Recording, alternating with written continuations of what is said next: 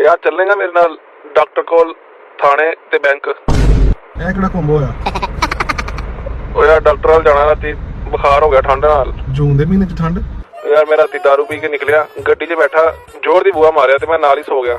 10 minute मेरी जाग खुली मैं ते आया बाइक ते ते मैं देखिया मैं फ्रिज में सुता है घर ठंड लग गई बुखार हो गया। ਤੇ ਬੈਂਕ ਕਿਉਂ ਜਾਣਾ? बैंक यार वो राती ATM गया सीगा वो ATM ਦੀ ਜਗ੍ਹਾ ਗਲਤੀ ਨਾਲ ਉੱਥੇ ਲਾਇਸੈਂਸ ਫਸਾ ਆਇਆ ਉਹ ਲੈਣ ਜਾਣਾ। ਤੇ ਥਾਣੇ ਉਹਦੀ ਰਿਪੋਰਟ ਲਿਖਾਉਣ ਜਾਣੀ ਮਿਸਿੰਗ ਦੀ? ਥਾਣੇ ਤੇ ATM ਲੈਣ ਜਾਣਾ। ਏਟੀਐਮ ਥਾਣੇ ਕਿੱਥੋਂ ਚਲਾ ਗਿਆ? ਉਹ ਲਾਇਸੈਂਸ ਦੀ ਜਗ੍ਹਾ ਗਲਤੀ ਨਾਲ ATM ਪੰਚ ਕਰਾਇਆ ਉਹਨੂੰ। ਉਹਨੇ ਵੀ ਰੱਖ ਲਿਆ ਅੱਗੋਂ? ਓਏ ਉਹਨੇ ਮੇਰੇ ਤੋਂ ਜ਼ਿਆਦਾ ਪੀਤੀ ਹੋਈ ਸੀ। On duty? ਔਨ ਡਿਊਟੀ ਨਹੀਂ ਓਵਰ ਡਿਊਟੀ। ਉਹ ਘਰ ਜਾਂਦਾ ਭਾਈ ਬਾਈਕ ਤੇ ਮੈਂ ਉਹਨੂੰ ਰੋਕ ਕੇ ਗਿਆ ਮੇਰੇ ਕਾਗਜ਼ ਚੈੱਕ ਕਰ। ਚੱਲ ਆਉਣਾ ਥੋੜੀ ਦੇਰ ਚ। ਚਲਾਇਆ ਯਾਰ ਜਲਦੀ ਬਾਈਕ ਵੀ ਲਾਣੀ ਹੈ। ਬਾਈਕ ਲਵਾਣਾ? ਪਤਾ ਨਹੀਂ ਸਵੇਰੇ ਉੱਠਿਆ ਬਾਈਕ ਤੀਜੀ ਛੱਤ ਤੇ ਖੜੀ।